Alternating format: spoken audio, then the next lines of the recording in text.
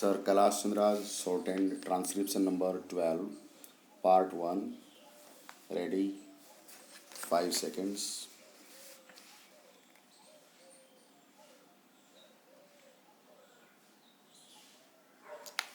I have no intention of giving a certificate about which my honorable friend Dr. Krishnama Swami was talking some time ago. Since anything like a certificate being given by any member of the business community is likely to be misunderstood, but the fact remains that impartial observers, both here and abroad, have testified to the soundness and stability of our finances, which have successfully withstood severe stresses and strains of the changing economic factors, both national and international. And for this, the fullest possible credit is due to the wise handling of the situation by our present finance minister. There have been criticisms on both sides.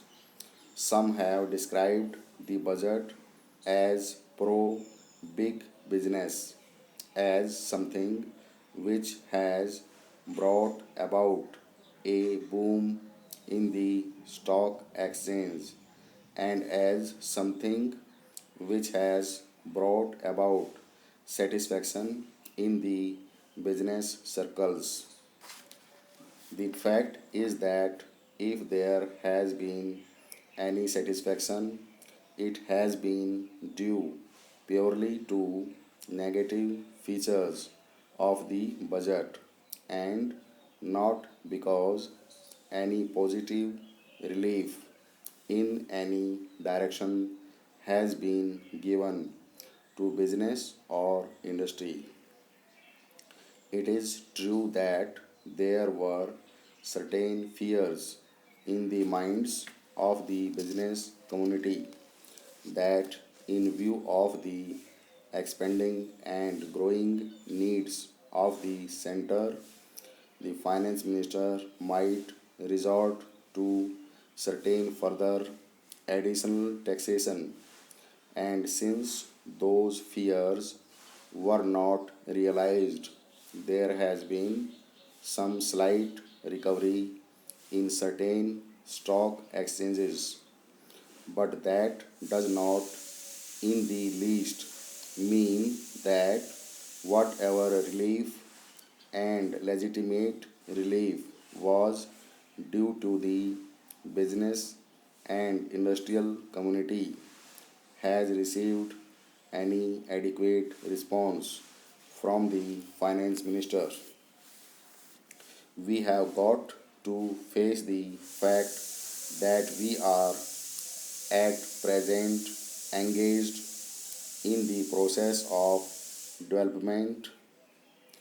People who talk about UK and USA conveniently forget that these are the most highly industrialized countries in the world, and our taxation system, so long as we are engaged in expanding and building our economy, must be adjusted and linked with the requirements of the expanding economy, and should not be compared with the high taxation levels that may be prevalent in UK and USA. Friends have talked about unemployment, but whether the raising of the direct taxation levels will in any way mitigate unemployment is a question that should be considered. If the finance minister gives substantial relief in direct taxation, I think that might lead to an acceleration in the pace of development. Stop.